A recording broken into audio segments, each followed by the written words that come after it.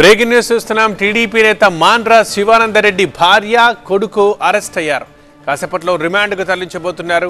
అందుకే శివానందరెడ్డి కోసం హైదరాబాద్ సిసిఎస్ పోలీసులు గాలిస్తున్నారు. పోలీసుల కళ్ళు గప్పి పారిపోయాడు శివానందరెడ్డి. హైదరాబాద్లో విలువైన ప్రభుత్వ భూముల్ని అక్రమంగా రిజిస్ట్రేషన్ చేయించుకున్నారు శివానందరెడ్డి. అయితే మళ్ళీ పారిపోయిన వార్తల్లో నిజం లేదని శివానందరెడ్డి క్లారిటీ ఇస్తున్నారు. పోలీసులు నోటీసులు లేకుండా ఇంటికి వచ్చారు అంటున్నారు.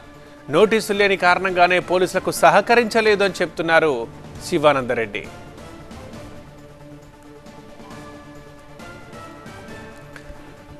టీడీపీ నేత మాండ్ర శివానందరెడ్డి భార్య కొడుకుల్ని అరెస్ట్ చేశారు పోలీసులు. మరికొద్దిసేపట్లోనే రిమాండ్కు తరలించబోతున్నారు.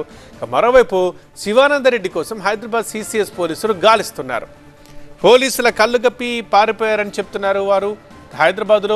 ప్రధానంగా హైదరాబాద్లో విలువైన ప్రభుత్వ భూముల్ని అక్రమంగా రిజిస్ట్రేషన్ చేయించుకున్నారు శివానందరెడ్డి. సో దీనికి సంబంధించి అరెస్ట్ జరిగింది అండ్ ఆయన కోసం పోలీసులు గాలిస్తున్నారు కూడా. అయితే ఈ నేపథ్యంలో శివానందరెడ్డి క్లారిటీ ఇచ్చారు.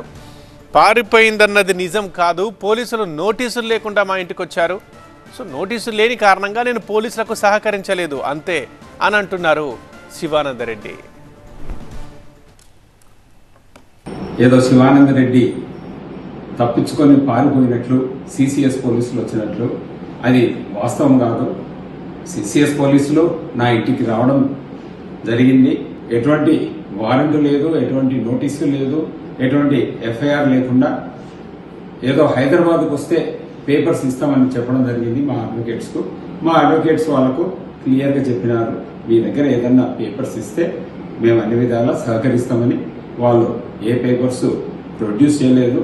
సో అందుకని శివానందరెడ్డి కూడా వాళ్ళకు సహకరించలేదు.